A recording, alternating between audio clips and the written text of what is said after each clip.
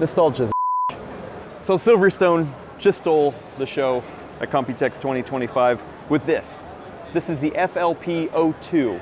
It's short for floppy because it's retro. If you remember, the FLP01 was a Japanese style under the monitor kind of setup based off of like an NEC system. This harkens back to the original beige towers of yesteryear, and boy is this pretty. So let's get into it because it has some really cool details.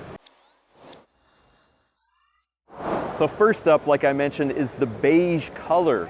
This thing is pretty, and I don't have an old beige box to compare it to, but to my eyes, this harkens back to that classic beige styling. The great thing is that while it does look retro, it has a lot of the modern amenities. So going from the top to bottom, we can check out this little flip down I/O ports. Yeah, you don't want to ruin the aesthetics, by showing the ports. So they have it behind this little magnetic flip down. So we got two Type A, we got a Type C, we got a courageous headphone jack, but don't use that. Don't tell Silverstone I said that. But you put it away, and it's nice and neat and tidy.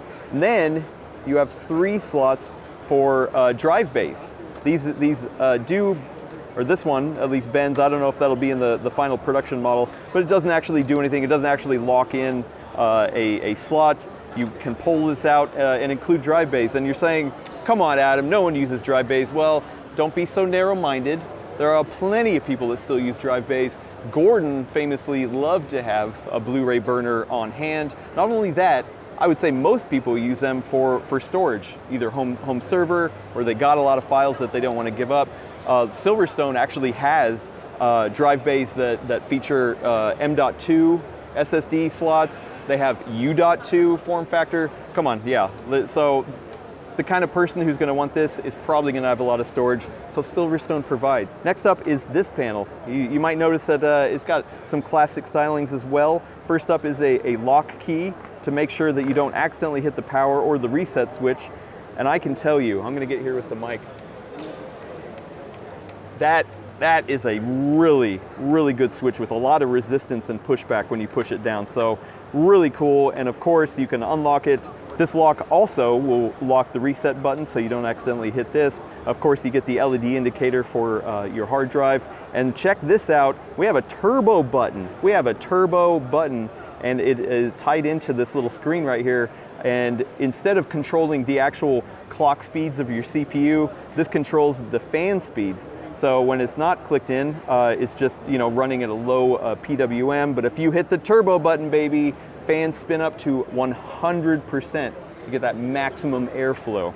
And then down here we got this stylish grill with this period appropriate puffy sticker. So Silverstone wasn't around back in the day, and they're telling me they created this puffy style sticker just to make it feel right in place. But guess what? This isn't just a grill. This also accommodates airflow. Unlike cases of the time, we got plenty of airflow. This supports up to 2 120 millimeter fans. And now we get a look inside the case, and you can tell that yes, this is a modern computer with modern necessities.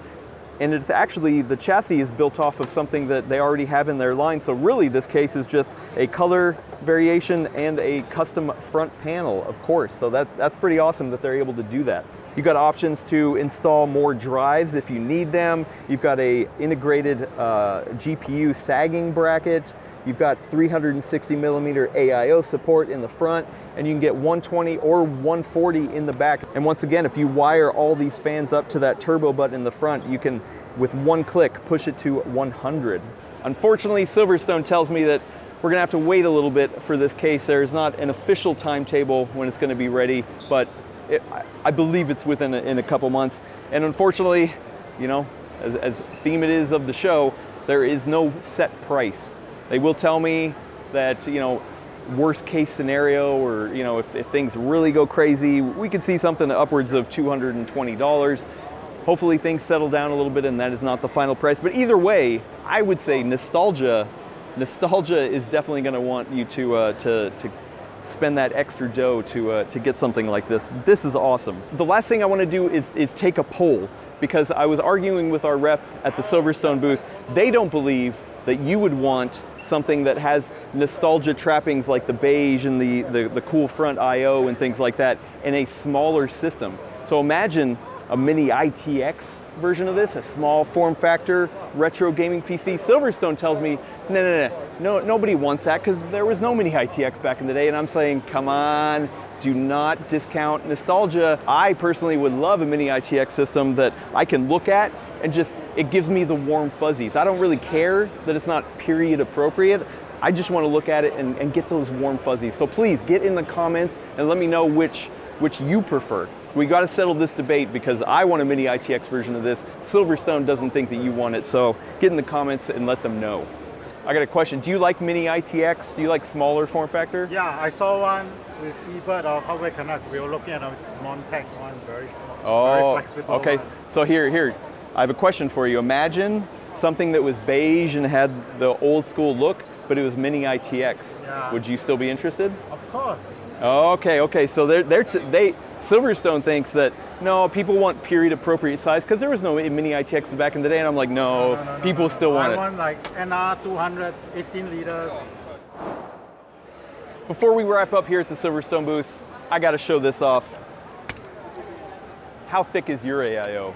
Because it ain't this thick. This is the newest version of Silverstone's Ice Mist AIO, and you might remember this from a couple Computexes ago, the Ice Mist block that allows you to stack the actual fans and get more airflow onto your VRMs and your DRAM. So it's a really cool system. And here at Computex 2025, they're showing off this thick-ass rad. Now it comes in two flavors.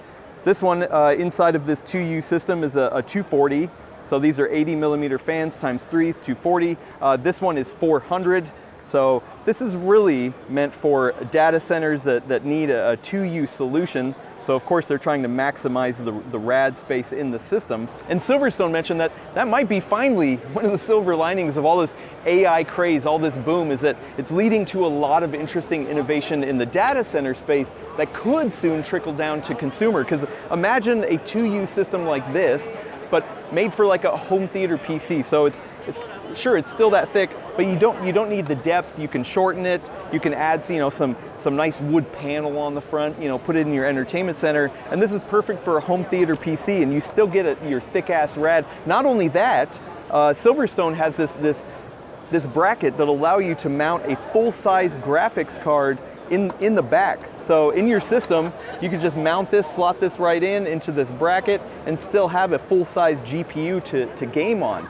So I never thought I'd say this, but yeah, maybe this whole AI boom could end up benefiting us on the consumer space, and especially if the bubble bursts, who knows, then they're gonna try to repurpose this as like a gaming kind of setup, right? Maybe you get a big strip of RGB on it, it's made for gamers, yeah. But I don't know, I love how thick this radiator is, and they're telling me this is the first one like it on the market.